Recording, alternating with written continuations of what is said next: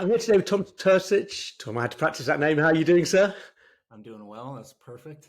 Thank you very much indeed. So listen, I don't know, kind of from my perspective, I obviously read the article in The Guardian recently, and you said to me kind of you had a couple of CNN articles as well. 10th person to around the world. Yeah. Why? How? Tell me, how do you get yourself into this position? Yeah. So I had a friend who died when I was 17, and it was very formative for me. I had thought about death before, but really only as a concept. And it wasn't until my close friend died that I understood it and that I felt how close it was. And it forced me to take stock of my life and Mm. figure out what I valued and what I wanted out of my limited time here. And so I reflected on this for about 6 months and ultimately came to the answer that I wanted to travel. I wanted to be forced into adventure and I wanted to understand the world. And the way that seemed to fulfill all those things was a walk around the world. And so I discovered this guy, Carl Bushby, actually an ex-British paratrooper who is still walking around the world. He's been walking around the world for about 20 Wow, years. And once I really saw that, amazing. yeah, he's incredible. And once I saw that, I knew right away, like a walk around the world fulfilled everything I wanted out of life. But I had signed an early acceptance to college and I was only 17. I was dead broke. So rather than leaving at 17, it was 8 years of going to school, then living at home, saving, paying off loans until the day before my 26th birthday. And I was able to walk out my front door. And, the walk itself, very simple in a certain way. You just get up and you walk and you camp every day. In other Yeah. ways, insanely complex because you are navigating new cultures and new terrains and new places always. So it was a great adventure, and did it all alongside my dog Savannah. Yes, there's so much to break down there, and we're definitely going to come back to Savannah. But let me start by asking, like, as you preparing for the walk or preparing to go, what kind of was it? The culture? Was it the physicality? What was top of your mind? And then when you were on your walk, actually, what was the most kind of tough part? I suppose. Yeah, it was every level. At the beginning, I started in the U.S., so in that way, it was simple because I knew the culture, I knew the East Coast, I knew the language. And so at the beginning, it was getting ready physically. That first month was really challenging physically. I'd been an athlete my whole life, but still walking most of the day, every day, Mm. took its toll on me. I got a lot of blisters. I would cramp all the time. My body just like wasn't up to that one motion every day. And I needed to figure out how much water to carry, how much food to bring, what roads to Mm. walk, what gear I needed, where to sleep each night. So the US was very much the basics. And then when I got into Mexico and Central America, Yeah.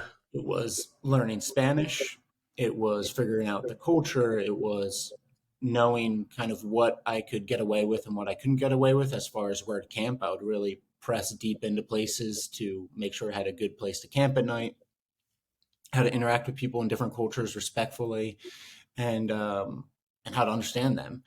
And so I think the first 2 years were very much sort of this. I had this fire to prove myself and Mm. to prove it to other people that I could do this thing. And after about a year and a half, 2 years, I had walked down the coast of Peru and Chile, and I crossed over the Andes multiple times.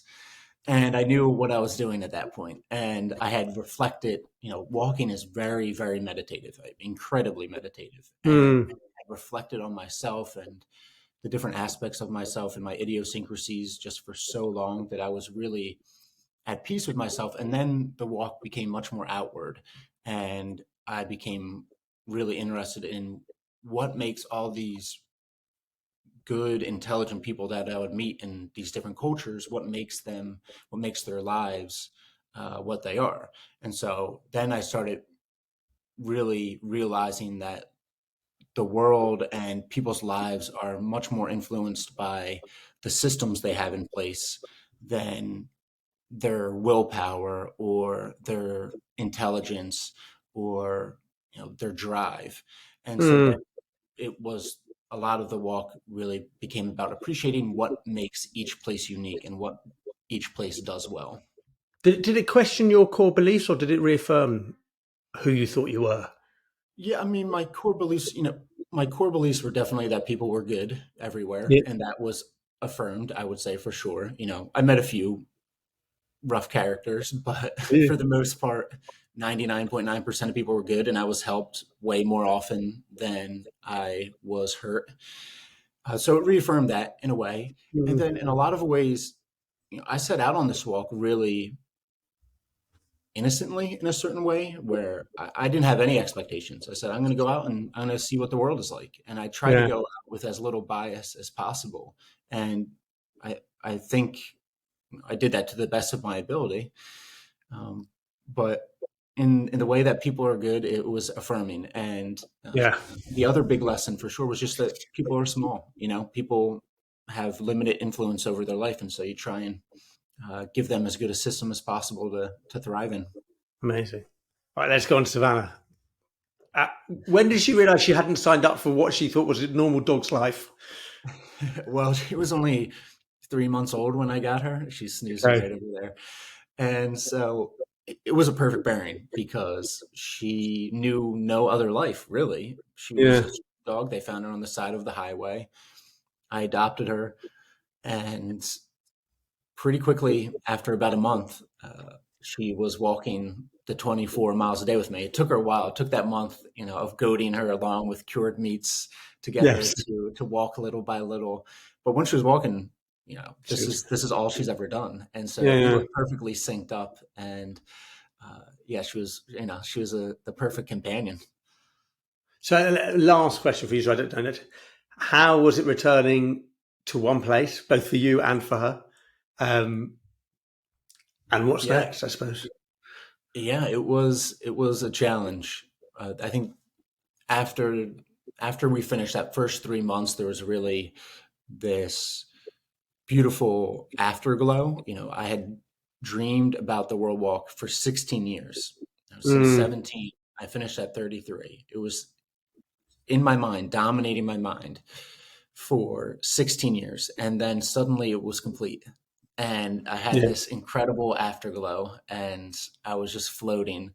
And then after that, I had this thought that I was like, oh, life goes on. This had been so consuming in my life that I didn't think Mm. there was anything else. I didn't need anything else. And so then there was a pretty tough transition of like, oh, you need to find something else that you enjoy doing and something that gives you purpose. And luckily, Kelly, my speaker agent, started, and I've had different direct clients reach out to me, and I find it pretty satisfying. And it gives me time. The speaking gives me time to work on my memoir, which hopefully will be out around this time next year. Working with a Amazing. U.S. publisher. So it's a good balance of the speaking, which I enjoy sharing, hopefully a powerful message, and then some really intense work on the book, which is insanely time consuming. The joys of writing a book. And Yeah, how's Savannah? How's she doing settled in one place? she's good. She's at this point, she's 8. So I think she's ready for retirement. She's, She's still a she's little about, okay, we're done with it. toddler, but she's enjoying the shade and the sofa. Brilliant. Listen, Tom, thanks so much for your time. It's been a pleasure speaking to you and look forward to the book. Yeah, thank you, Nick.